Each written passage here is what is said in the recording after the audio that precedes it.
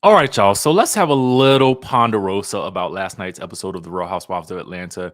I wanted to do this as a separate video because I just knew that we would have a lot to talk about and cover in our recap, which will be coming up shortly. So be on the lookout for us discussing the Marlo and Candy plot of it all in a separate video coming up in the next few hours. But right now, we got to talk about erasing Nene, erasing Lanithia. Okay. Erasing Nene. Let's get into it because it was a very interesting part of the episode right in the beginning when the producers give us this really interesting timeline of events that have led up to where Candy and Marlo are today, which again, we'll discuss later. But one of the more interesting things that a lot of people picked up on social media was the fact that, oh, yes, as our friends over at Dorinda Deadly had picked up, that Nene had been removed. Now, when I initially saw this, I think I'd seen it on another page. I know I usually like to post the first page that I've seen it on, but then I felt like this post right here really covered the basis of what we want to talk about in its complexities, okay? Because I know that a lot of people might have been outraged when they saw it, and a lot of people might not be on social media to actually see the coverage of it. So I wanted to basically break this down for you in a way that kind of feels more understandable as to why they may have done that. Now, for reference, let's just take a look at it. This is the original on the bottom. And then this is what they showed at the top. Okay. So what they showed last night was the top version, but this was the season 3 promo for back in the day, which featured at that point in time new housewives, Phaedra Parks and Cynthia Bailey, alongside returning housewives, Nene Leakes, Sheree Whitfield, Candy Burris, and Kim Zolciak, which we're going to talk about in a little bit later. I thought this was very interesting that we're the Kim Zolciak part of it. But anyway, so let's get into it, right?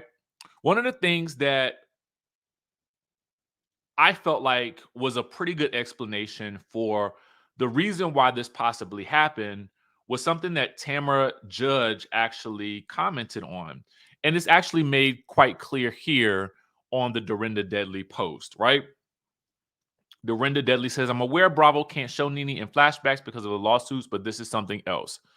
So Tamara Judge, also, who is from the Real Housewives of Orange County, who has been on that show for a very long time, has made her grand return this season. I don't know if you guys are watching. Let me know in the chat if you are. But she says maybe part of her settlement deal was she didn't want them to use her name or likeness, question mark. And that's a really good question to ask. I would probably say that this is probably more a situation where it is surrounding the legalities of it all, the litigation of it all, the settlement of it all.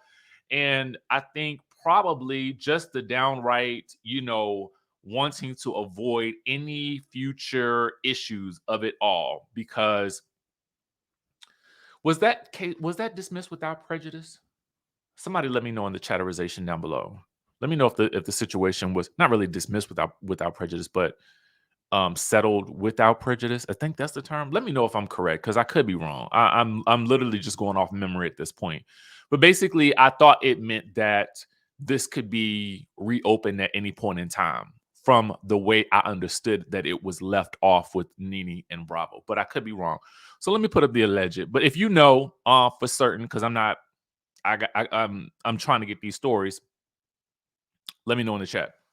But to me, a legal reason seems to be the most obvious rationale behind this. Let me know what you think, because I know some people were like, how are they erasing her? It's not fair. Nene been there since the beginning, and she was the ultimate housewife. And, all of those things are true. But, we gotta just work on where we are now. And as much as people may want Nene back on the franchise, I think this is a clear, surefire sign that it will probably never happen. All right. So I wanted to touch on that. I wanted to get your thoughts on that as well. And like I said, I didn't want to belabor too many points in our recap of the episode. Now, I don't know if you guys happen to pick this up, and thanks to our friends over at Queens of Bravo for sharing this post. But last night was a pure study in Atlanta because I was up late. I'm watching Real Housewives of Atlanta. I'm watching Martha's Vineyard. I'm watching Watch What Happens Live. I'm watching Candy speak on it. It's literally almost a 4-hour event. Okay. 3 to 4 hour event. So Kim Zolciak's wig was the bartender on Watch What Happens Live. Oh, yes, featuring Sheree Whitfield and that good Portia Guabadia. Okay. Portia Guabadia. Mrs. Guabadia. All right.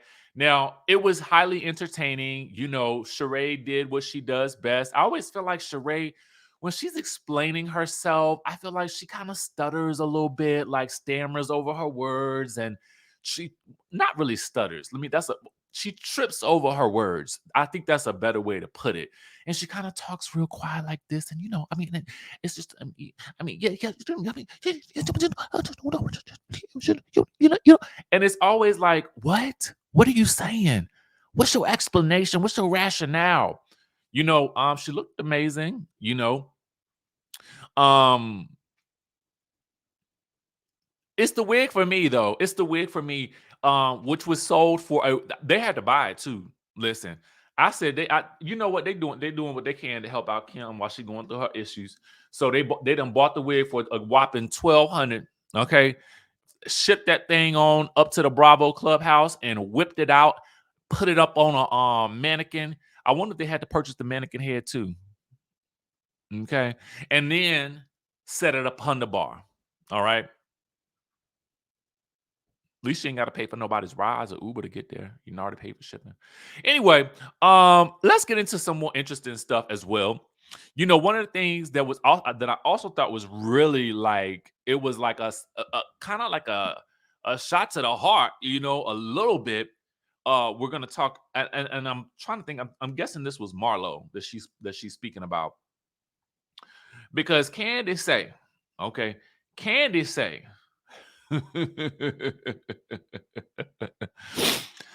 I'm honored by being nominated for a Tony.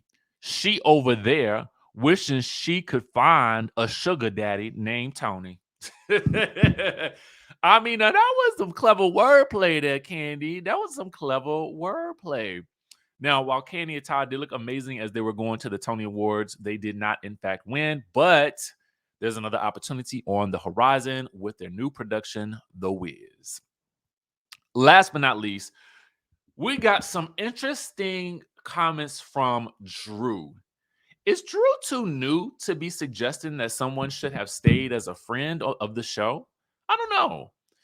I was listening to, I think it was Carlos King and Jasmine Henley Brown talk about, what they thought about Atlanta or direction that they thought Atlanta could possibly go. And one of the things that they mentioned that I think Jasmine, who also has a YouTube page, mind you, in case you guys enjoy her content, in which I will also link it in the description down below along with the source links. But Jasmine had mentioned that, she would be interested, I think, in a sort of reboot starring Drew Sidora, was centered around her. And I was like watching her last night and I was thinking that would be very interesting. But, it feels sometimes like Drew isn't always a reliable source. Okay. Not always. It doesn't always feel like she's a reliable source. I feel like she might be well-intentioned, but is she a reliable source? I don't know.